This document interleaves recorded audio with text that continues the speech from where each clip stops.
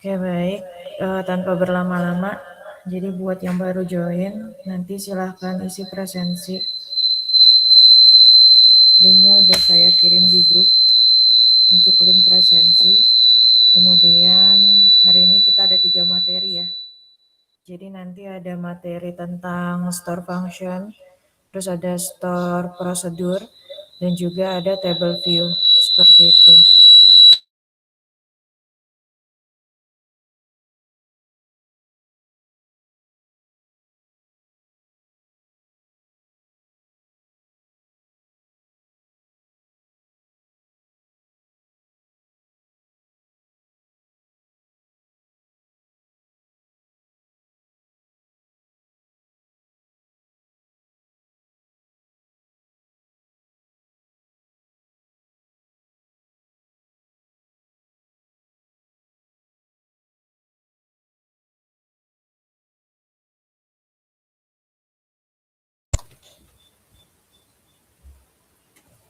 Oke, untuk pekan sebelumnya kita udah sempat bahas select itu gimana, kayak gitu ya.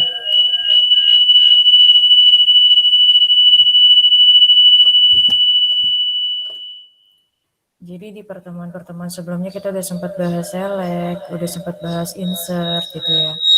Terus ada update, ada delete, ada join juga. Nah, hari ini gimana sih cara buat ngatasin atau ngelola data yang lebih kompleks seperti itu.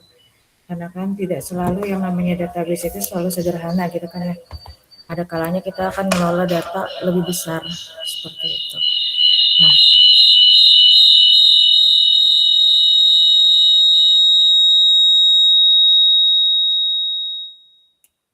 biasanya semakin kompleks database yang kita punya gitu ya, maka nanti akan membutuhkan query yang lebih kompleks juga seperti itu. Jadi nggak lagi cuman ngegunain select, nggak cuman ngegunain insert, nggak cuman ngegunain update dan lain sebagainya. Nah, disitulah fungsi dari store function, store prosedur, kayak gitu. Terus juga nanti table view. Karena kan nanti kayak misalkan kalian bikin sistem, terus misalkan sistem itu adalah sistem yang digunakan secara rutin, seperti itu. Jadi ketika sistem itu adalah sistem yang digunakan secara rutin, gitu ya. Jadi pasti akan ada proses-proses yang rutin juga untuk dilakukan. Contoh misalnya kalian bikin sistem penjualan gitu. Nah, di sistem penjualan itu kalian harus hitung total harga kayak gitu atau transaksi setiap harinya, setiap minggunya kayak gitu. Dan itu kan gak mungkin mengeksekusi dengan query-query sederhana seperti select dan lain sebagainya gitu ya. Jadi kita kadang-kadang mungkin akan menampilkan transaksi harian atau jumlah pembeli di harian tersebut kayak gitu. Atau perbaharui stok secara otomatis gitu ya, atau menampilkan laporan secara otomatis. Nah, di situ fungsi dan kerjanya si store function sama store prosedur, terus juga table view seperti itu.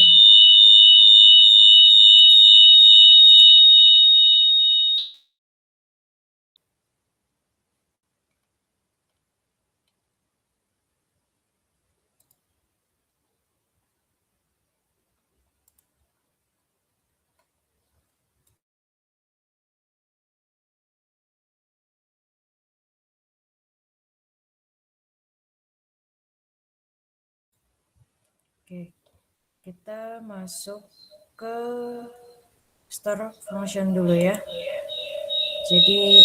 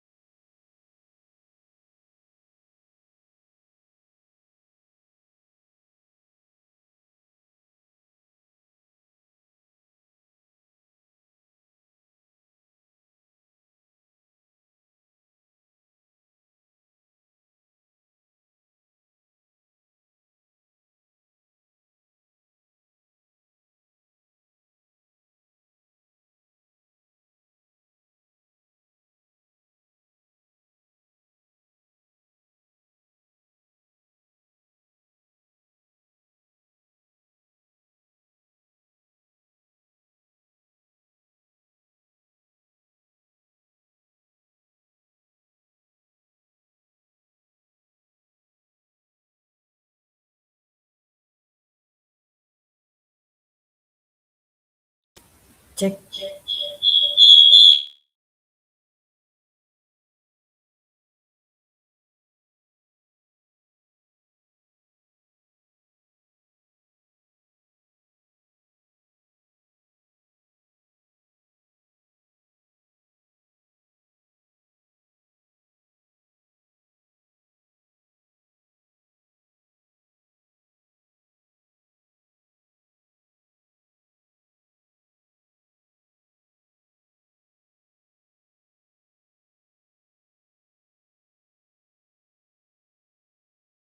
Cek.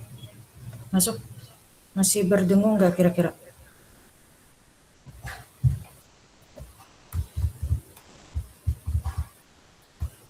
Halo. Udah enggak, Bu? Oke. Aman Bu, aman. Sorry ya. Aman-aman, Bu. Sip, kita lanjut ya kalau gitu. Jadi kita lanjut ke materi pertama kita, yaitu tentang store function. Jadi apa sih yang kalian tahu atau kalian ingat tentang store function? Atau emang kalian lupa gitu terkait store function? Kalau kita bicara store function, kira-kira apa tuh yang kalian ingat?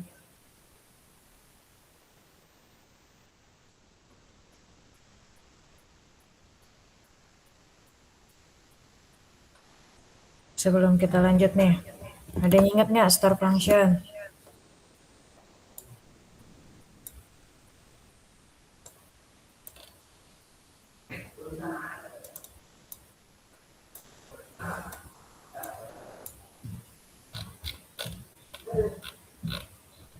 Lupa? Oke, kalau lupa saya ingatin lagi ya. Jadi kalau kita bicara store function itu biasanya itu tuh kayak fungsi-fungsi yang sengaja dibuat gitu ya. Sengaja dibuat untuk apa? Untuk menjalankan banyak proses dalam satu program kalau pakai bahasa pemrograman. Nah, di SQL ini juga dimanfaatkan. Jadi store function itu masuk ke dalam bagian rutin. Ya, jadi di dalam SQL itu kalau kita bicara SQL bukan bicara bahasa pemrograman. Jadi SQL itu punya fungsi rutin gitu ya. Nah, rutin ini merujuk kepada apa? Objek. Objek apa? Objek yang ada di dalam database kalian. Objek yang ada di dalam tabel-tabel yang kalian simpan. Seperti itu. Nah, biasanya pengeksekusiannya atau penggunaannya itu biasanya dilakukan berulang kali. Makanya kita nggak lagi pakai yang select sederhana atau kita pakai join sederhana atau kita misalkan mau input data harus berulang kali mengetikkan insert berulang-ulang kayak gitu. Nah, di sini rutin dimanfaatkan. Jadi apapun kegiatan dalam database atau dalam sistem kalian yang dilakukan berulang, SQL berperan di sini. Rutinnya ini berperan di sini gitu ya. Nah, rutin ini dibagi jadi dua. Ada store function, ada store prosedur seperti itu. Nah, apa bedanya antara store function dan prosedur? Sama kayak di bahasa pemrograman. Jadi di rutin ini antara store function sama store prosedur itu punya perbedaan yang paling terlihat, yaitu ada yang punya nilai balik dan ada yang tidak punya nilai balik seperti itu. Nah, itu yang membedakan antara store function sama store prosedur. Mana yang punya nilai balik, mana yang nggak punya nilai balik seperti itu. Itu sama seperti yang ada di bahasa pemrograman, mau bahasa apapun. Mau bahasa C, mau bahasa PHP atau bahasa Python sekalipun, pasti punya yang disebut dengan store function sama store prosedur. Yang mana fungsinya dibuat untuk mengeksekusi banyak program atau banyak prosedur yang harus dilakukan. Kira-kira seperti itu ya. Kita akan bahas satu-satu nih, store function dulu, nanti baru ke store prosedur. Nah, kalau kita bicara store function, ini adalah fungsi yang dibuat atau fungsi yang digunakan di mana ketika kita membutuhkan proses atau sekumpulan perintah dan kita perlu mengembalikan ke dalam nilainya. Jadi ciri-cirinya store function itu ada return yang berfungsi untuk mengembalikan nilai. Nah, tadi yang di awal saya bilang, jadi store function sama store procedure itu bedanya hanya yang satu punya nilai balik, yang satu tidak punya nilai balik. Nah, store function inilah yang punya nilai balik atau rutin yang punya nilai balik. Kira-kira seperti itu. Nah, konsepnya sama kayak yang di bahasa pemrograman. Jadi nanti akan ada nama functionnya. Terus nanti di dalam functionnya itu akan ada perintah-perintahnya. Apakah perintahnya hanya satu? Tidak. Bisa jadi di dalam perintah itu awalnya insert. Nanti setelah di insert kita trigger tabel yang lain buat nambah data atau misalkan ngurangin data seperti itu. Jadi di dalam function itu bisa dilakukan banyak perintah-perintah gitu ya. Itu store function. Dan dia mengembalikan nilai seperti itu. Jadi nanti ketika kalian pakai store function, ketika kalian pakai rutin atau kalian misalkan membuat rutin gitu ya, terus di dalamnya ada return. Nah itu jadi bisa dipastikan bahwa itu adalah store function. Karena memang store function itu yang bisa menggunakan return, sedangkan store procedure dia tidak bisa menggunakan return atau tidak ada return di dalam si store procedure. Gitu. Kemudian kalau di store function biasanya dia buat untuk rumus-rumus gitu ya. Jadi umumnya kayak buat rumus matematika kayak gitu atau rumus perhitungan. Atau kalau misalkan di sistem penjualan bisa untuk menambah atau mengurangi stok seperti itu. Jadi memang biasanya umumnya digunakan untuk perintah-perintah matematis atau rumus-rumus gitu ya. Itu untuk yang store function. Nah, untuk kelebihannya, jadi kelebihan dari store function ini yang pertama untuk meningkatkan performa. Jadi kalau misalkan kalian bikin store function di dalam query kalian gitu ya. Jadi kalian bisa mengurangi perintah-perintah yang berulang. Kayak gitu. Misalnya kalian harus menampilkan data transaksi harian. Daripada kalian eksekusi select all from transaksi setiap saat, kayak gitu. Nah, dengan adanya store function, itu ketika kalian jalankan, dia akan menampilkan tanpa kalian mengeksekusi berulang kali. Kira-kira seperti itu. Terus bisa juga mengurangi traffic ya. Karena kalian tidak perlu mengeksekusi berulang kali, jadi traffic dari SQL-nya itu sendiri juga akan berkurang. Kira-kira seperti itu. Terus bisa meningkatkan kontrol keamanan, mengurangi redundansi kode. Kenapa mengurangi redundansi kode? Karena tadi, misalkan kalian mau nampilin data, ya udah cukup ditulis satu kali di dalam satu function, habis itu nanti tinggal dieksekusi. Gitu. Terus juga bisa membuat kode lebih mudah dibaca. Kekurangannya apa sih? Yang satu, yang paling utama itu adalah dari segi penulisannya. Agak jarang digunakan. Kenapa? Karena memang penulisannya butuh ketelitian yang tinggi. Seperti itu.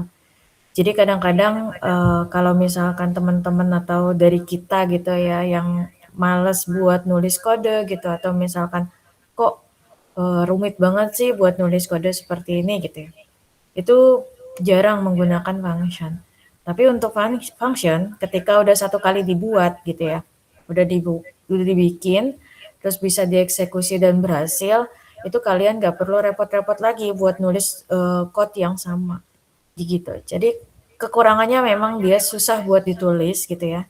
Buat diaplikasikan memang sulit, tapi ketika sudah berhasil, maka dia akan mempermudah pekerjaan kita gitu.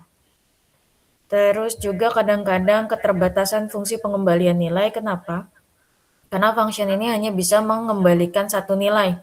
Misalkan dalam satu nilai itu buat nambah dan ngurangin stok gitu ya. Ya udah itu aja yang dieksekusi di dalam functionnya. Karena function punya nilai balik. Beda sama store kayak gitu. Sama prosedur, sorry. Beda sama prosedur. Kalau function dia hanya untuk satu alur.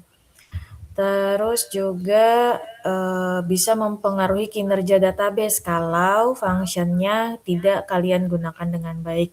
Jadi kalau misalkan kalian udah buat store functionnya, terus ternyata store functionnya ini malah ditimpa sama kode manual atau kode-kode yang lain yang mirip dengan store function itu. Jadi dia akan mempengaruhi dari kinerja database kita. Gitu. Itu kekurangan dari store function. Nah, untuk strukturnya, jadi kalau kita pakai dbeaver, ya, kalau kita pakai dbeaver, ini adalah struktur dari pembuatan function. Di sini diawali dengan create gitu ya, create function. Terus diikuti dengan nama functionnya. Jadi kalau kalian bikin function itu pasti diawali dengan create function, terus nama functionnya apa disesuaikan. Misalnya kalian mau bikin function untuk menghitung stok, berarti di sini adalah create function stok atau hitung stok seperti itu. Nah, kalau misalkan di function dia ada parameter nih. Nah, parameter inilah yang bisa mengembalikan masing-masing nilainya. Gitu. Jadi ada parameternya bisa lebih dari satu dengan tipe-tipe yang tentunya bisa berbeda. Jadi dikondisikan. Misal kalau kalian mau mengembalikan nilainya integer, ya udah berarti parameternya di sini tipenya integer. Atau kalau misalkan parameternya adalah char atau varchar, berarti di sini disesuaikan juga kayak gitu. Char atau varcharnya. Itu baru opening.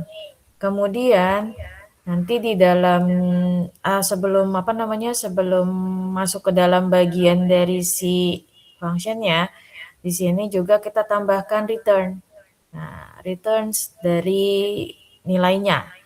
Jadi kalau misalkan kalian mau input nilai tipenya char, tapi mau dikembalikan ke tipe varchar, maka di sini tipenya disesuaikan dengan apa yang mau dikembalikan, gitu. Terus baru nanti di dalam begin ini adalah statement atau query-query yang kiranya memang mau kalian eksekusi. Contoh mau eksekusi tampilan data, menampilkan data transaksi pada hari apa gitu ya, jam berapa gitu.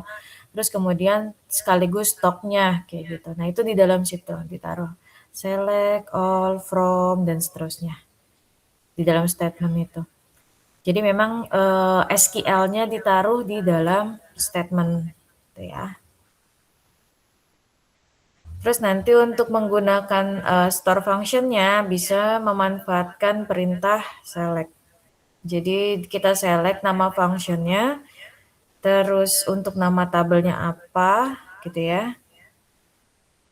Dan bisa juga disesuaikan dengan nama yang ditampilkan. Kalaupun tidak mau mengubah gitu ya, tidak mau mengubah dari nama function-nya pun tidak ada masalah. Gitu.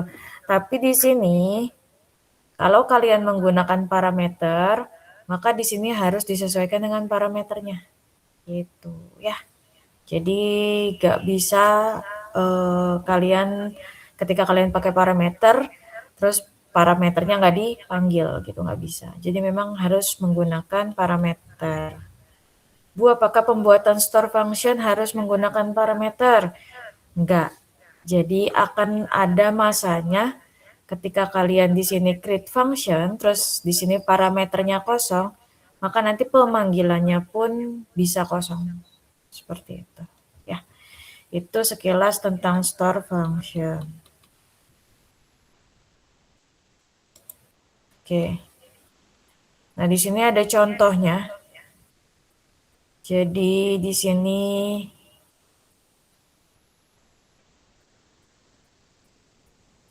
ada contoh function. Kalau kita zoom, jadi di sini saya ceritanya ini database database rumah sakit gitu ya. Nah, di database rumah sakit itu ada data obat, ada data pasien, ada data dokter, ada data jadwal dan lain sebagainya. Nah, di sini saya mau tahu kira-kira di farmasi itu obat itu stoknya tinggal berapa, kayak gitu. Nah, supaya apa? Supaya eh, bisa jadi ya, supaya stok obatnya itu tidak lewat dari yang ditentukan minimal, kayak gitu. Jangan sampai, kan kalau harapannya di suatu rumah sakit gitu ya, sependek sepemahaman saya, di rumah sakit itu berharapnya kan obat itu nggak pernah kurang, kayak gitu. Nah, gimana nih cara tracking stok obat, kayak gitu. Nah, di sini kan nggak mungkin nih kalau kita count atau kita hitung setiap harinya. Atau kita buat berulang-ulang, oh obat yang kodenya sekian kita hitung pakai fungsi count. Atau obat yang jenisnya ini kita count, kayak gitu. Kan nggak mungkin kalau kita buat berulang query-nya. Makanya di sini kita buatkan function, kita buatkan fungsi untuk menghitung berapa banyak sih jumlah obat yang ada di dalam stok database kita, kayak gitu. Nah, di sini kenapa kok varchar? Karena memang yang kita mau hitung itu adalah data obat yang terdiri dari tipe varchar, nama obatnya, kayak gitu. Kan nama obat gak mungkin kan kalau integer gitu kan. Jadi karena kita punya data obatnya itu adalah tipenya varchar, di sini parameter utamanya kita panggilnya tetap varchar, kayak gitu. Lalu perannya si function di mana? Di sini. Karena kita mau menghitung banyaknya data obat, dan kalau kita menghitung banyak atau jumlah itu pasti baliknya ke tipe integer atau tipe angka, makanya di sini kita bikinnya integer. Jadi bukan berarti ketika kita di sini varchar, harus varchar juga. Enggak gitu ya. Tergantung kondisinya. Kalau kita punya datanya varchar, tapi kita mau menghitung banyak dari varchar ini atau data ini, maka harus dikembalikan ke tipe yang berhubungan dengan angka. Seperti itu kira-kira. Kemudian di dalam begin ini tadi saya bilang ini adalah statementnya, query-nya, kayak gitu. Kita mau ngapain tadi? Mau menghitung banyak obat atau mau menghitung jumlah obat. Biasanya kalau kita mau menghitung jumlah obat itu bisa pakai agregat gitu ya. Kita bisa melibatkan agregat. Agregat tuh ada apa aja sih? Agregat tuh kan ada count. Count itu untuk menghitung banyaknya suatu data gitu ya. Dari suatu kode atau suatu jenis misalkan. Terus ada sum. Sum itu untuk menjumlahkan seluruh data. Jadi kalau kita di sininya pakai sum, ini nggak akan menghitung berdasarkan jenis obat atau nama obatnya, tapi di total semua jumlah obatnya.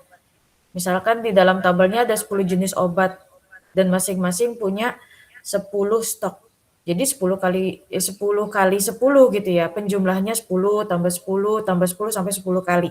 Itu kalau pakai sum. Tapi kalau pakai count, dia akan menghitung banyaknya obat berdasarkan jenisnya atau berdasarkan kodenya. Ntar dikondisikan saja kayak gitu. Nah, terus ada apa lagi selain count sama sum? Ada average, menghitung rata-rata. Ada juga ada min, ada max. Min itu kan nilai minimum, max itu nilai maksimum, dan lain sebagainya. Jadi banyak kode atau tipe agregat gitu ya yang bisa kalian manfaatkan untuk proses perhitungan data di dalam database. Kira-kira seperti itu. Nah, karena di sini saya mau menghitung banyaknya obat atau banyaknya data obat di dalam suatu tabel obat, maka di sini saya menggunakannya count, bukannya sum. Kalau sum kan berarti saya bertujuan untuk menghitung total gitu ya. Sedangkan ini tidak untuk menghitung total. Jadi di sini kita deklarasikan terlebih dahulu. Ini adalah variabel baru kita yang tadinya nggak ada ini ya. Ini nggak ada tadinya. Terus kenapa tipenya integer? Karena kita mau mengembalikan ke integer. Jadi karena kita mau mengembalikan ke integer, maka di sini deklarasinya adalah yang integer, bukan yang varchar. Terus kita setting awalnya nilainya 0. Kenapa? Karena perhitungan data stok, perhitungan data jumlah itu selalu diawali dengan 0. Terus baru di sini ada query-nya. Tampilkan banyak data yang ada di dalam tabel obat. Seperti itu. Maka di sini kita return atau kita kembalikan ke jumlah yang kita deklarasikan. Itu. Jadi nanti ketika kita tampilkan jumlah obat yang ada di sini, ini kan variabel nih, parameter. Gitu ya. Maka nanti dia akan tampil ada berapa obatnya, kemudian berapa sih masing-masing total atau banyak dari obat tersebut. Gitu. Oke, ini ada contoh. Kalau kita lihat ini rumit gitu ya dalam pembuatannya. Makanya tadi kelemahan dari function ini adalah rumit atau sulit untuk dibuat. Jadi kalau buat yang nggak butuh-butuh banget function, pasti akan menghindari pembuatan dan penggunaan function. Kayak gitu. Ini contoh function. Sampai di sini dulu, ada yang mau ditanyain nggak?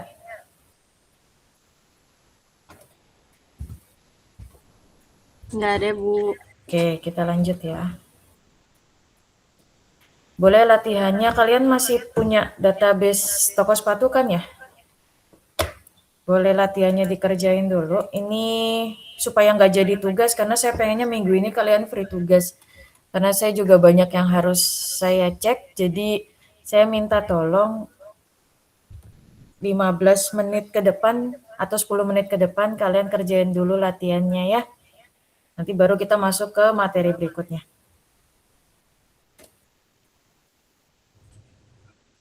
Baik, Bu.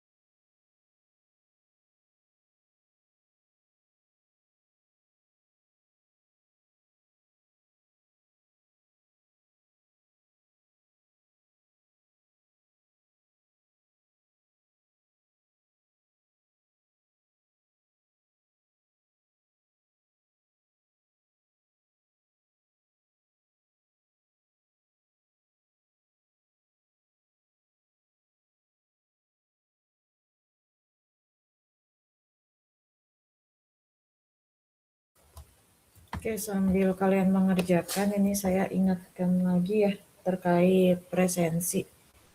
Untuk pekan ini yang presensinya baru masuk ada Antika, Ilham, kemudian ada Ikram, ada Tegar, Rizky Putra, Calvin, Akila, Kamelia, Rui, Hanif, Reza, Ari, Sakti, Tiara, Elina. Nah, yang lain belum presensi. Nanti tolong isi presensinya ya. Linknya udah saya share di grup yang belum presensi.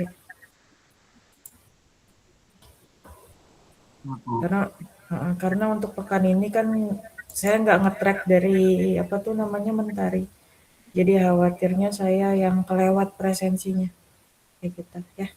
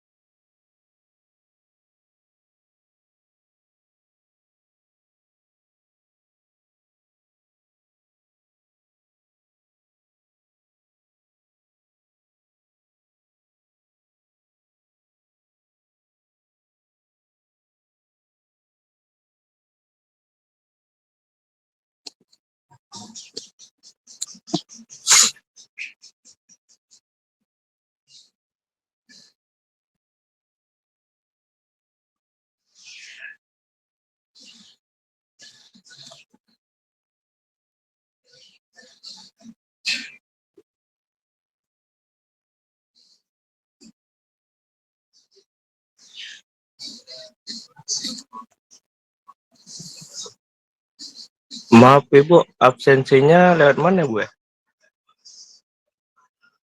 Lewat Gform. Oh, Di di form. grup ya, di grup udah saya kirim link. Join di grup kan? Join Bu.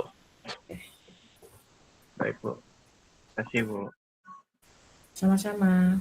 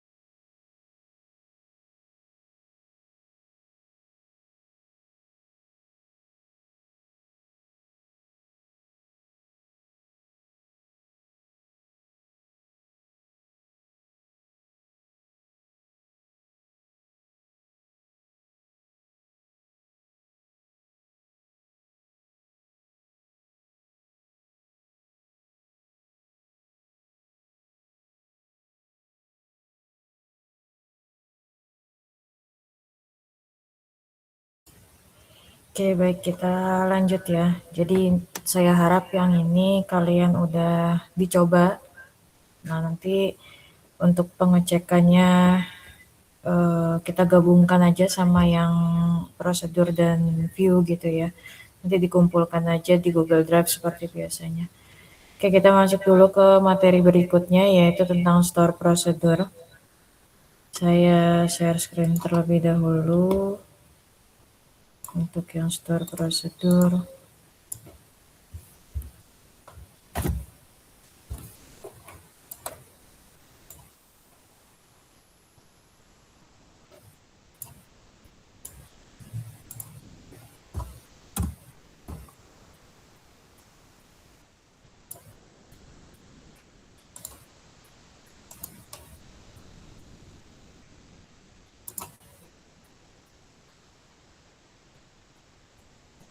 Oke, sudah muncul ya untuk PPT yang ini, yang store prosedur.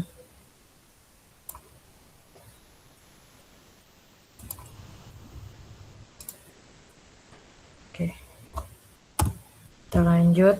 Jadi kalau tadi itu adalah store function gitu ya, di mana function-function itu umumnya digunakan untuk query-query yang dipakai untuk menghitung kayak gitu ya, untuk matematisnya. Kalau yang store prosedur ini untuk query-query yang tidak digunakan untuk perhitungan, kira-kira seperti itu.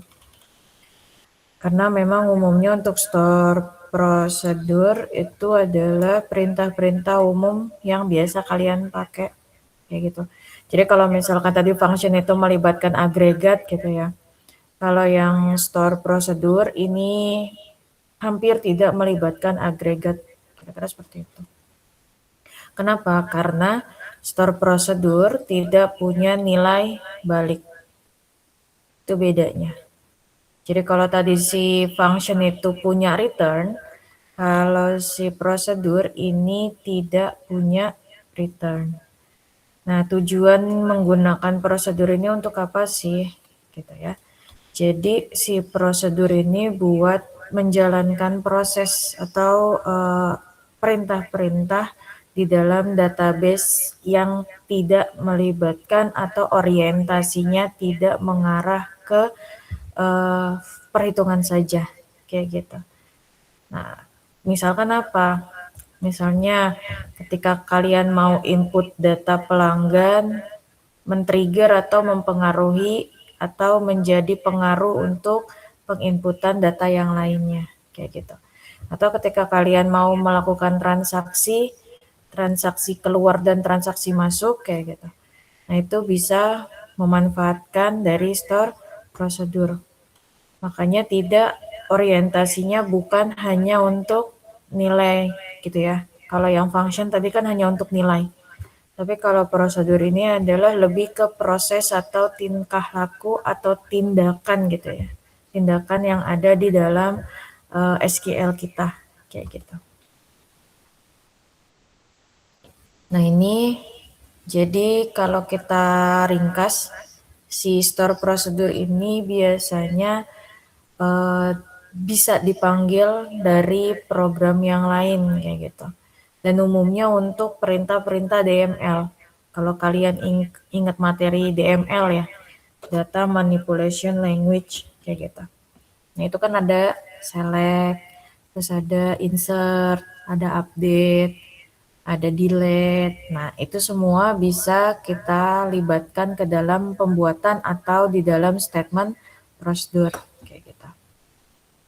Terus bisa diberikan parameter sesuai dengan kebutuhan dan penggunaannya emang jauh lebih dinamis dibandingkan function. Karena function tadi terlalu terbatas atau terikat dengan si return-nya gitu ya. Jadi karena dia harus mengembalikan nilai, ya udah nilainya segitu-gitunya gitu yang dikembalikan kalau function.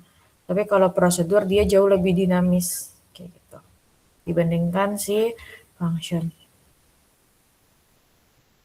Terus bisa dikombinasikan dengan fungsi-fungsi bersyarat dan berkondisi. Jadi kalau kalian misalkan mau nampilin data berdasarkan kode tertentu atau misalkan kondisi-kondisi tertentu yang pakai where atau pakai join. Nah, prosedur bisa dimanfaatkan di sini. Karena kalau di function tadi, di function agak kurang disarankan ketika kalian mau melibatkan perintah-perintah yang lain seperti join atau misalkan kondisi-kondisi dalam suatu data tersebut kayak gitu. Itu ya bedanya penggunaan function dan penggunaan prosedur seperti itu. Oke, kita lanjut dulu. Nah, kalau prosedur, dia sintaknya ini bukan create function. Jadi itu bedanya, gitu ya. Dari bentuk pembuatannya aja udah beda. Kalau function atau store function itu create function. Kalau store prosedur berarti create prosedur.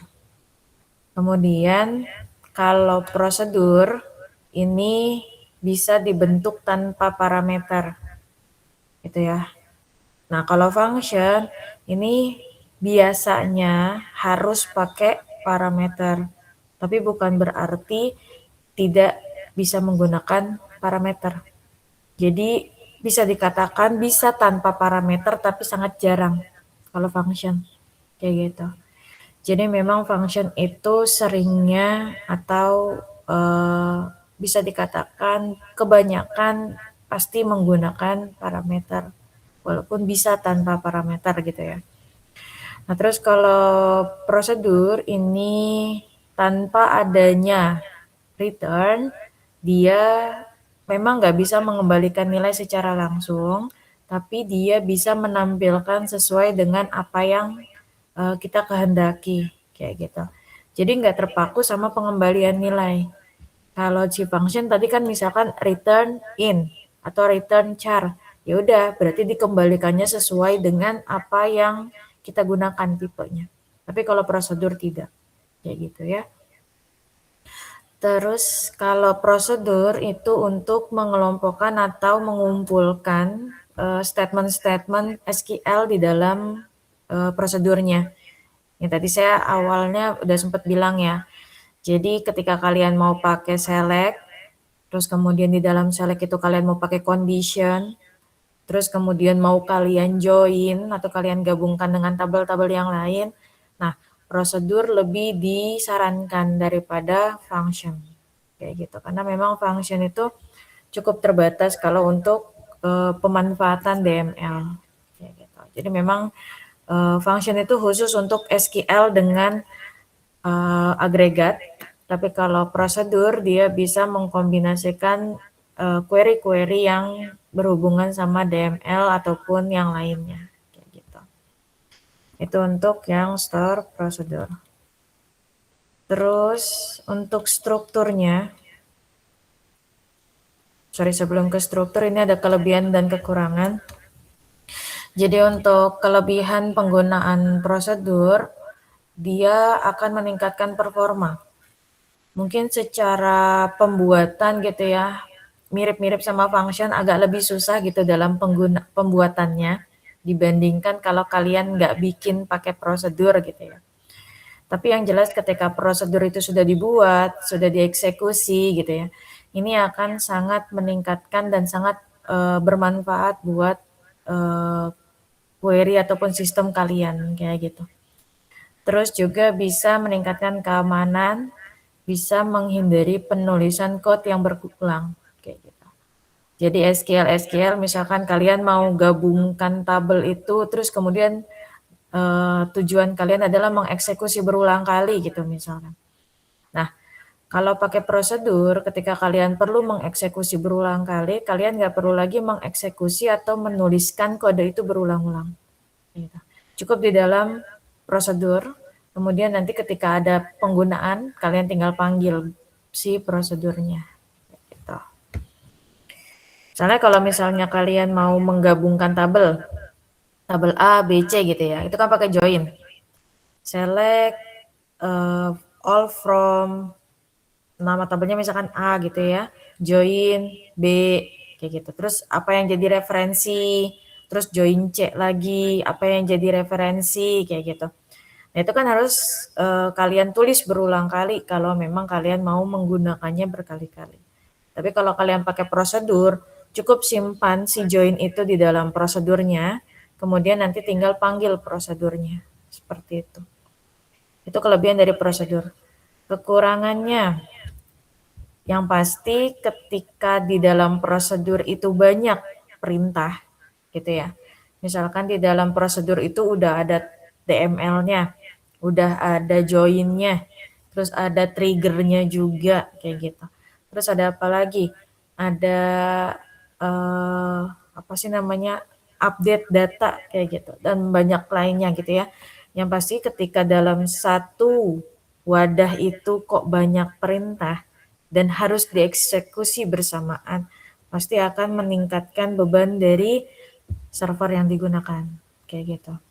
Karena tadi dalam satu perintah atau dalam satu wadah itu harus mengeksekusi banyak prosedur atau banyak langkah-langkah, kayak gitu. Itu pasti akan membebankan server ataupun memori, kayak gitu. Terus juga sulit dalam proses debugging dan bahkan sulit dalam proses pembuatannya. Jangankan proses debugging atau proses pengecekan gitu ya, atau proses pengujian. Proses pembuatannya aja kadang mempersulit kita dan harus butuh ketelitian yang tinggi dalam proses pembuatan si prosedur. Tapi sekali lagi bukan berarti prosedur ini akan mempersulit kalian. Jadi ketika kalian buat di awal memang sulit, tapi ketika sudah dibuat pasti akan mempermudah kalian gitu dalam mengeksekusi query. Gitu. Nah, untuk strukturnya, jadi untuk struktur si prosedur itu mirip sama si function. Kalau kita lihat di sini ya. Nah, bedanya cuman di create function atau create prosedur. Kalau function kan tadi create function gitu ya. Nah, kalau di prosedur create prosedur. Terus di sini di dalam prosedur dia nggak ada return. Dia tidak melibatkan return. Karena memang fungsi dari prosedur ini gitu ya, kegunaan dari prosedur ini adalah tidak mengembalikan ke nilai yang satu-satunya gitu ya. Kalau di function kan dia cuma mengembalikan ke satu nilai nih. Misalnya kalau ke integer ya integer aja gitu. Beda sama prosedur. Kalau prosedur itu dia bisa mengembalikan data ke semua tipe dalam satu kali eksekusi. Gitu. Terus nanti di dalam beginnya ini statementnya. Jadi ya sama kayak yang si function SQL-nya atau query-nya itu ditaruh di sini di dalam statementnya kayak gitu. Dan pemanggilannya kalau si function itu pakai select terus kemudian nama function gitu ya. Nah, kalau si prosedur ini menggunakan perintah call. Jadi bukan menggunakan perintah select, tapi menggunakan perintah call. Itu ya. Jadi call nama prosedurnya apa, terus kemudian di sini nilai yang mau kita tentukan atau mau kita tampilkan. Gitu kira-kira. Ya. Jadi untuk prosedur ataupun function yang kalian bikin itu juga bisa dihapus. Tapi hati-hati ya dalam menghapus function ataupun prosedur yang sudah dibuat. Karena khawatirnya ketika kalian menghapus ternyata itu men-trigger ke data yang lain kayak gitu. Apalagi prosedur kan, prosedur juga bisa untuk trigger. Ya misalkan kalian udah bikin prosedur nih, udah bikin prosedur untuk input data barang misalkan. Ketika kalian udah input data barangnya, nanti men-trigger misalnya data mutasi barang, yang mana di situ ada stok gitu. Nah, ketika kalian hapus prosedurnya, maka triggernya juga akan terhapus kayak gitu. Jadi hati-hati dalam penghapusan prosedur maupun function. Tapi kalau memang sudah tidak digunakan, saran saya sebaiknya memang dihapus kayak seperti itu. Oke, untuk contoh penggunaan prosedur.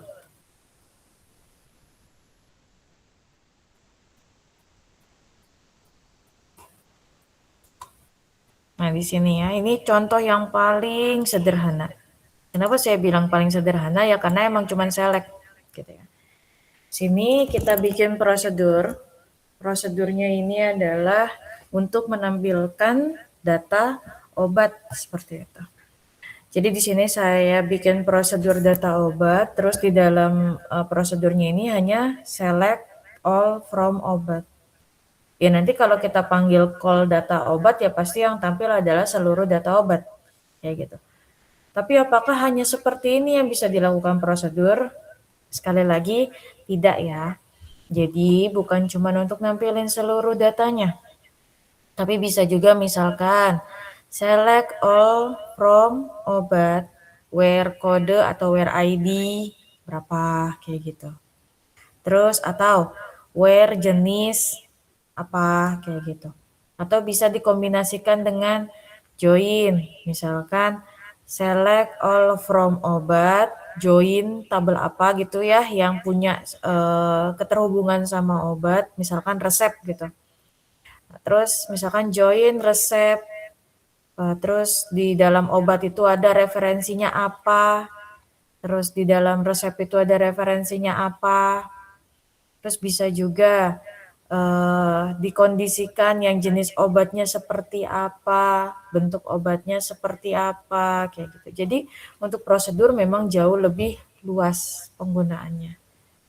Jauh lebih luas eksekusinya, jauh lebih luas pengembalian nilai atau datanya. Seperti itu. Dan di sini dia nggak wajib pakai parameter.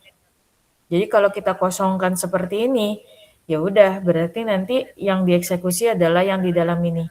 Kecuali kalau tadi pakai kondisi, select all from obat where jenis bebas konsumsi misalkan. Nah, bebas konsumsi inilah yang akan menjadi nilai di sini atau menjadi parameter di sini, yaitu jenis obat. Nanti di sini call data obat, misalkan di sininya bebas konsumsi. Maka yang tampil adalah seluruh data yang jenis obatnya bebas konsumsi. Ya gitu. Jadi parameter ini adalah dikondisikan sesuai dengan kondisi yang mau ditampilkan. Jadi kalau ada where gitu ya, ada where jenis obat. Berarti di sini jenis obatnya kan yang jadi patokan atau menjadi kondisi kan. Nah, jenis obatnya itulah yang ditaruh parameternya. Kayak gitu. Baru nanti bisa dipanggil atau di-call si prosedurnya. Tapi kalau misalkan tidak ada parameter seperti ini, sekali lagi berarti di sini tidak ada kondisi apapun yang menentukan penampilan data selain tampil seluruhnya. Bu, kalau pakai join berarti harus pakai parameter nggak? Pakai. Kenapa? Karena si join itu kan menggabungkan ya, menggabungkan tabel dengan tabel yang lainnya gitu. Nah, ketika menggabungkan tabel dengan tabel lainnya kan pasti ada referensi tuh, ada referensis. Nah, yang jadi parameter itu adalah referensisnya, nama-nama field yang menjadi referensis gitu. Oke, itu sekilas tentang prosedur. Ada yang mau ditanya?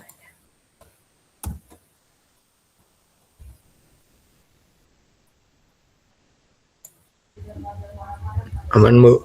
Oke, Nggak aman ada, ya. Bu. Oke, Ya, Bu. sip. Kalau gitu, kayak tadi lagi ya, latihannya dicoba supaya kalian gak ada tugas gitu ya. Jadi ini boleh dicoba dikerjakan 15 menit, nanti baru kita masuk ke materi view atau materi yang terakhir. Silakan. Nanti kalau ada yang mau ditanya boleh. Baik, Bu.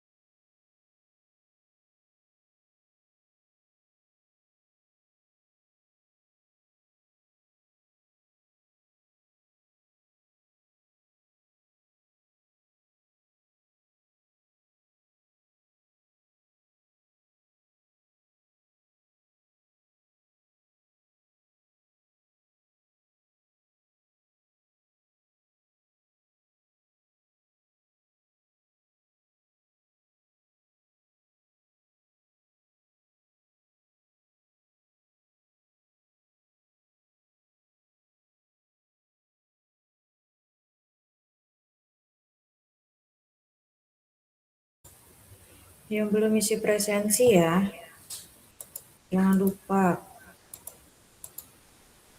Nanti khawatirnya saya anggap nggak hadir. Kalian hadir di Vicon tapi nggak isi G-form, sama aja soalnya.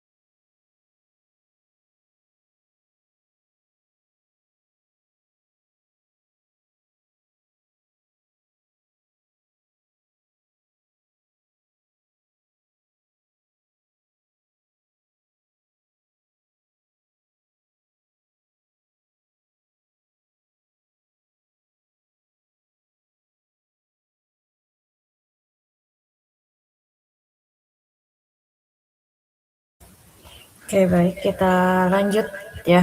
Ini saya anggap selesai. Jadi kita lanjut ke materi ketiga, yaitu tentang table view gitu ya. Nah, untuk table view ini, jadi apa sih yang mendasari table view gitu ya? Kenapa sih harus dibuat table view? Nah, table view ini kalau kita tarik ke materi-materi sebelumnya gitu ya, itu masih ada hubungan atau masih ada korelasi dengan join seperti itu. Terus bedanya apa antara table view dengan join? Nah, kalau misalkan kalian pakai perintah join, itu kan biasanya hanya untuk proses penampilannya aja. Jadi kalian mau menampilkan data-data dari tabel A, B, C, terus digabungkan, terus habis itu tampil. Kayak gitu, itu kalau join. Nah, kalau table view, itu bukan hanya sekedar menampilkan, tapi objek yang kalian tampilkan itu, atau data-data yang kalian gabungkan itu disimpan dalam satu tabel, kayak gitu. Nah, yang disebut dengan table view. Jadi table view ini nggak bisa kalian perlakukan tambah data secara sembarangan gitu ya. Misalkan insert data into table view gitu misalkan. Itu nggak bisa. Jadi table view itu dibuat supaya apa yang kalian tampilkan itu muncul atau tersimpan secara permanen. Gitu. Jadi kalau join itu hanya sekedar tampilannya saja, ya, hanya menampilkan beberapa data dari beberapa tabel. Tapi kalau tabel view sekali lagi dia menyimpan data-data yang ditampilkan tersebut secara permanen. Sampai kapan? Sampai tabel view-nya kalian hapus. Kayak gitu. Ya. Jadi nih kebiasaannya mahasiswa itu, saya nggak tahu sih mahasiswa yang di sini punya kebiasaan yang sama atau enggak. Tapi ada beberapa mahasiswa yang punya kebiasaan ketika diminta untuk membuat database gitu ya, rancangan database atau rancangan IRD gitu, baik IRD ataupun LRS gitu ya database-nya. Itu pasti ada aja mahasiswa yang membuat tabel laporan, kayak gitu. Jadi kalau saya tanya, misalkan untuk database penjualan, kira-kira apa aja nih tabel yang bisa kita pakai atau tabel apa aja yang kita butuhkan. Ada aja mahasiswa yang menyisipkan nama tabelnya adalah tabel laporan. Kayak gitu. Nah, tabel laporan ini tuh sebenarnya nggak perlu kalian bikin. Kenapa? Karena kalau kalian pakai perintah join, itu bisa menggabungkan banyak tabel tadi dan kemudian bisa menjadikan output report gitu ya. Jadi kalau misalkan kalian bikin sistem, di sistem kalian mau cetak laporan gitu ya, caranya jangan kalian bikin tabel laporan, tapi kalian bikin di dalam query-nya itu adalah query join, kayak gitu. Sehingga nanti tampil tuh data-data dari gabungan-gabungan beberapa tabel. Kalaupun kalian mau bikin tabel laporan, jangan pernah masukkan itu ke dalam perancangan. Kenapa? Karena tadi tabel laporan itu diwakilkan oleh tabel view ini. Gitu. Jadi tabel view ini adalah sebenarnya dianggap sebagai tabel bayangan. Walaupun permanen ya. Walaupun permanen tapi dia dianggap sebagai tabel bayangan. Jadi tabel view ini tidaklah digambarkan di dalam perancangannya, baik IRD maupun LRS, walaupun wujudnya ada. Gitu ya. Jadi ini catatan nih buat teman-teman yang mungkin masih suka bikin tabel laporan gitu di dalam perancangan, tolong mulai sekarang jangan lagi kalian bikin seperti itu. Karena tabel laporan itu bisa dikatakan gak ada gunanya juga di dalam perancangan. Kalaupun kalian mau menyimpan laporan tersebut secara permanen di dalam tabel view, table view juga tidak digambarkan di dalam IRD ataupun LRS, seperti itu. Jadi dia hanya sekali lagi hanya berperan sebagai tabel bayangan, gitu ya. Dan ini sekali lagi untuk mempermudah kita ketika kita membutuhkan perintah join berulang kali, kayak gitu. Jadi daripada kita gunakan atau kita panggil atau kita ketik berkali-kali join-nya gitu ya, query join-nya, lebih baik query join itu disimpan ke dalam table view terus kita tinggal panggil table view-nya. Kayak gitu. Itu untuk mempermudah kita dalam proses pemanggilan data yang digabungkan dari beberapa tabel. Kira-kira seperti itu untuk table view. Terus untuk membuatnya gimana? Kita bisa pakai perintah create view. Gitu ya. Jadi kita bikin tabel view, terus di sini nama tabelnya apa? Dan di sini barulah kita masukkan ke dalam si tabel view ini kita mau nampilin data apa saja dari tabel mana saja, kayak gitu. Bisa ada kondisinya juga. Jadi posisikan tabel-tabel yang mau kita gabungkan di dalam tabel view ini punya kondisi yang sama atau kondisi yang menjadi kondisi utama, kayak gitu. Ini untuk bikin tabel view-nya. Kemudian untuk hapus, jadi kalau nanti misalnya kalian udah bikin tabel view terus mau dihapus pakai perintah drop. Gitu. Ya. Terus untuk manfaatnya, tadi menyembunyikan kompleksitas ya. Kenapa bisa menyembunyikan kompleksitas? Karena tadi kita kan tujuan pakai view itu adalah untuk menyimpan hasil dari join. Jadi daripada query join-nya kalian ketik berkali-kali atau kalian masukkan berkali-kali gitu ya di dalam SQL code kalian, lebih baik hasil dari yang kalian eksekusi pertama tuh disimpan ke dalam tabel view, kayak gitu. Terus juga bisa membatasi akses data. Supaya apa? Supaya kalau udah kalian joinkan tabel-tabel tadi, tidak dijoinkan lagi dengan tabel yang memang tidak ada hubungannya dengan tabel tersebut. Terus bisa menyederhanakan query. Kok bisa menyederhanakan query? Ya tadi.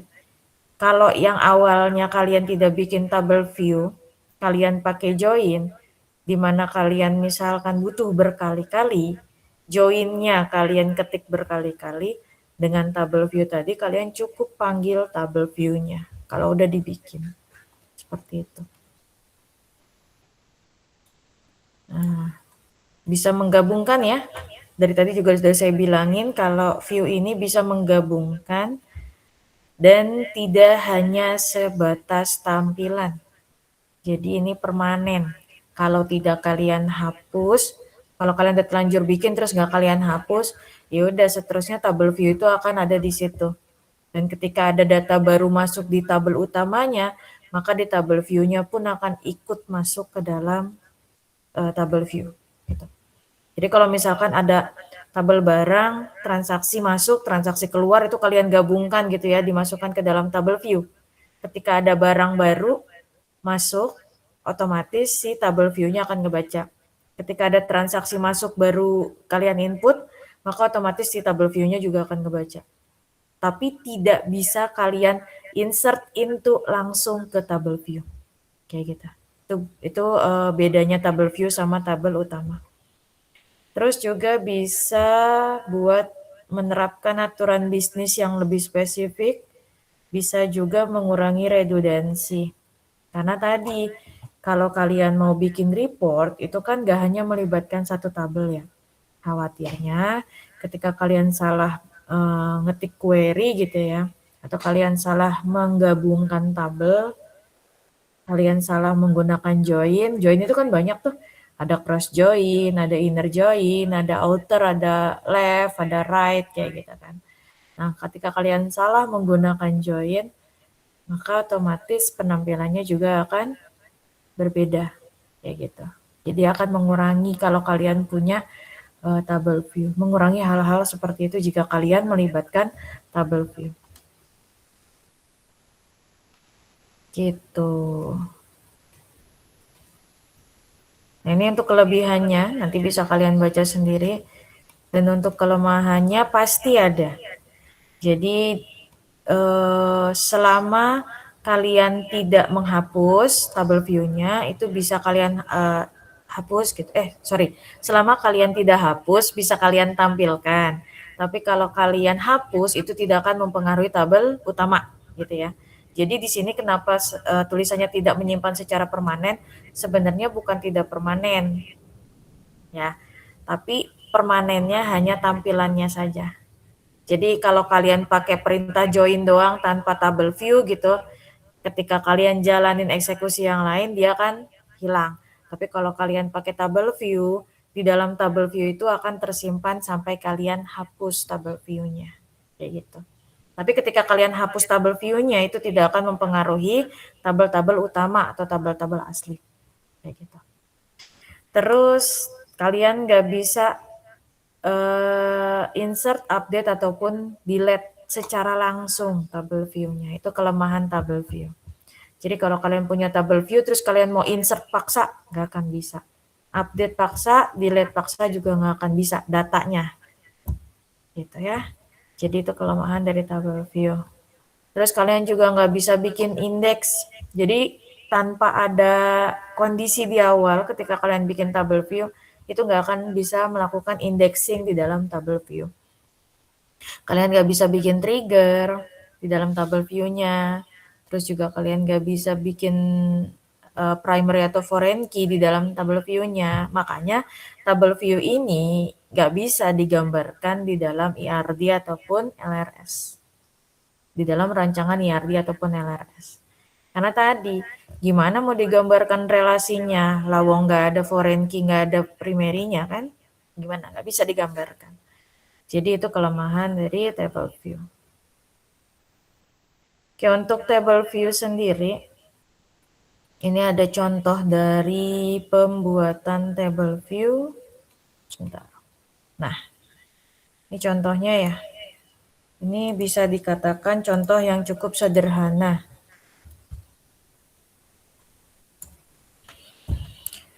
Lihat di sini. Kalau kita nggak bikin view gitu ya, kita nggak bikinin table view, kita akan menampilkan data ini. Dan kalau kita butuh lagi, query ini akan kita ketik terus. Kayak gitu. Kalau belum dimasukkan ke dalam sistem. Artinya query ini akan terus kita ketik berulang-ulang kali kalau kita butuh nampilin data dokter, terus data pasien, data resep gitu ya, data apalagi, detail resep dan data obat. Tapi kalau kita bikinkan atau kita simpan hasil tampilan ini ke dalam view, maka dengan kita memanggil tabel view, dia akan otomatis menampilkan sesuai dengan apa yang kita buat tadi di atas. Kayak gitu. Padahal kita cuma butuh nama dokter, nomor rekam medis pasien, sama nama obatnya apa sih buat dicetak resep. Tapi untuk menampilkan 4 data itu, kita butuh penggabungan berapa tabel tuh? 1, 2, terus 3, ya 4, 5. Kita butuh 5 tabel untuk menampilkan 4 data tadi. Bayangkan kita menampilkan 4 data tadi, terus habis itu kita butuh 5 tabel yang mana kita harus panggil tuh setiap kali kita mau menampilkan 4 data ini. Apa enggak PR? PR kan? Makanya ini semua disimpan ke dalam tabel view. Sehingga ketika kita butuh datanya, cukup tinggal select all from cetak underscore resep. Karena si view-nya ini udah berperan menjadi tabel bayangan. Kira-kira seperti itu. Itu gambaran tabel view. Itu ya. Nanti bisa kalian coba. Dan tolong ini diingat-ingat sama kalian. Saya harapnya sih nggak ada ya di kelas yang ini gitu ya, nggak ada yang pernah mencoba membuat IRD ataupun LRS dengan nama tabel laporan gitu. Kalaupun ada, tolong mulai dari sekarang itu jangan dibuat lagi karena udah saya kasih tahu ya. Jadi tidak ada yang namanya tabel laporan, apalagi detail laporan di dalam IRD ataupun LRS kalian. Kayak gitu. Laporan ataupun detail laporan itu harus menggunakan join atau menggunakan table view. Yang mana table view ini sekali lagi tidak perlu digambarkan di dalam rancangan IRD ataupun LRS. Kayak gitu. Ya. Oke, sampai sini dulu ada pertanyaan enggak? Buat table view. Nggak ada, Bu. Aman. Aman. Oke. Aman, Bu. Oke, aman. Ini sampai jam 11 masih ada ya waktu ya. Jadi coba tolong dikerjain dulu untuk tugasnya. Nanti baru kita closing. Baik, Bu.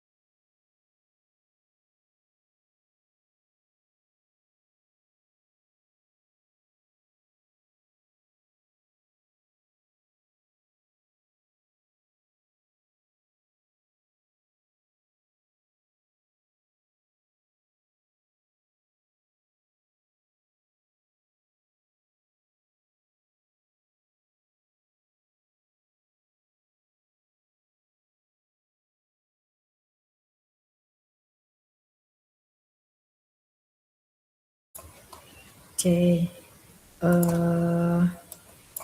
sebelum saya closing ya, saya ingatkan kembali terkait presensi. Jadi coba saya sebutkan lagi yang sudah isi presensi. Nanti yang belum isi presensi tolong diisi gitu ya sebelum presensinya atau G-form-nya saya tutup. Jadi yang udah mengisi itu ada Ari, kemudian ada Rizky Putra, ada Calvin, ada Reza Rivaldi, Antika, Faiz, Tegar, Ikram, Zaki, Elina, Hafiz, Rizky Soleh, Kamelia, Sakti Maulana, Rizal Muhammad Ali ya, Rizal Muhammad Lail, Ilham Bagja, Muhammad Rui, Stian Hanif, Muhammad Supriyanto, Tiara, Akila, sama Lukman. Nah yang nama-namanya tadi belum saya sebut, silahkan nanti jangan lupa untuk mengisi presensi. Link presensinya akan saya buka sampai hari ini ya, sampai nanti malam. Jadi kalau misalkan memang kalian mau ngisi silahkan. Terus untuk rekap presensi, nanti insya Allah akan saya berikan di pekan depan. Jadi pekan ini kan pekan ke-6 nih ya. Pekan depan itu adalah pekan ke-7. Jadi nanti saya berikan rekap itu setelah perkuliahan yang mentarinya saya buka. Jadi nanti akan saya input terakhir yang pekan depan itu setelah nanti benar-benar saya tutup. Jadi yang saya share itu adalah dari pekan 1 sampai pekan 6. Itu. Nanti pekan ke-7-nya akan saya input di hari Sabtu. Jadi bisa diperkirakan kira-kira teman-teman lulus atau enggaknya kayak gitu. Karena saya berharapnya kalian nggak ada lagi yang bermasalah terkait presensi gitu ya. Baik dari yang Vkon maupun yang mentari seperti itu. Itu harapan saya. Terus nanti yang pekan depan itu berarti ada di mentari di Fordis itu pertemuan ke-13 dan 14. Jadi nanti ada 2 pertemuan yang harus kalian kerjakan di pekan depan. Dan sepertinya tidak akan saya kasih tugas gitu ya. Jadi pekan ini dan pekan depan tidak akan saya kasih tugas untuk kalian, jadi persiapan aja untuk UASnya. Karena kalau saya nggak salah ingat, UAS itu ada di 1 pekan setelah pekan ke-7. Jadi kalau perkuliahannya itu berakhir besok di tanggal 22, berarti di tanggal 24 sampai tanggal 29 itu kemungkinan kalian akan melaksanakan UAS untuk semua mata kuliah di semester antara gitu ya. Jadi kalau kalian punya kelas lebih dari 1, pinter-pinter kalian lah dalam manage waktu gitu ya. Kapan harus ngerjain UAS mata kuliah ini, kapan harus ngerjain UAS mata kuliah yang lainnya, kayak gitu. Dan untuk mata kuliah saya, biasanya kalau saya buka itu minimal 3 hari. Jadi paling cepat akan ditutup 3 hari setelah saya buka. Paling lamanya kapan? Paling lama 1 minggu, kayak gitu ya. Jadi untuk kelas saya, kalau saya udah buka UASnya di hari Senin, berarti paling cepat saya tutup di hari Rabu malam atau Kamis pagi. Tapi kalau saya lagi pengen bukanya 1 minggu ya berarti di Sabtu malam itu biasanya ditutup kayak gitu. Dan untuk pengumpulannya tidak ada pengumpulan lewat Google Drive, baik UTS maupun UAS kemarin. Jadi saya harap walaupun kalian punya akses di Google Drive yang tugas itu, jangan ada yang coba-coba ngumpulin UTS dan UAS di situ. Karena saya hanya akan koreksi UTS dan UAS yang terkumpul di mentari. Kayak gitu. Jadi buat teman-teman yang tidak mengumpulkan UTS di mentari, mohon maaf berarti UTS-nya tidak saya nilai. Gitu ya.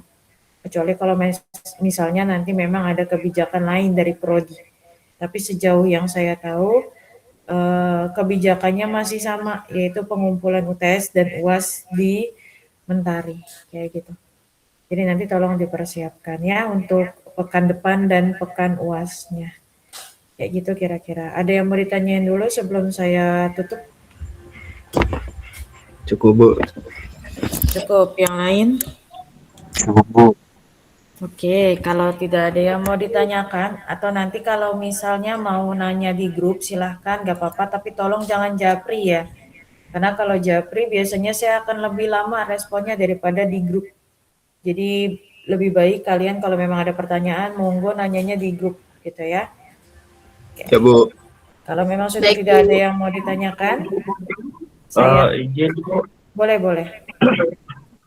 UASnya tapi tetap yang selama kita bahasin aja Bu ya. Iya, enggak akan jauh-jauh dari sini. Tenang aja. Jadi ya paling nanti ya create database, terus insert, terus nanti paling penambahannya ada prosedur, ada function, kayak gitu sih paling. Baik. Oke, ada lagi? Baik, kalau tidak ada yang mau ditanyakan lagi, saya cukupkan pertemuan pekan ini ya. Terima kasih. Terima kasih untuk waktu yang kalian luangkan. Terima kasih juga untuk tenaga yang kalian luangkan selama ini gitu ya. Saya mohon maaf kalau misalkan selama perkuliahan mungkin ada bercanda-bercandaan yang kelewat batas atau mungkin ada ucapan-ucapan yang menyinggung. Sekali lagi saya ucapkan terima kasih. Sekian dari saya. Assalamualaikum warahmatullahi wabarakatuh. Waalaikumsalam warahmatullahi wabarakatuh. Terima kasih banyak, Bu. Terima kasih, Bu. Terima kasih kembali. Silakan boleh live meet-nya ya. Ya, Bu. Ya Bu.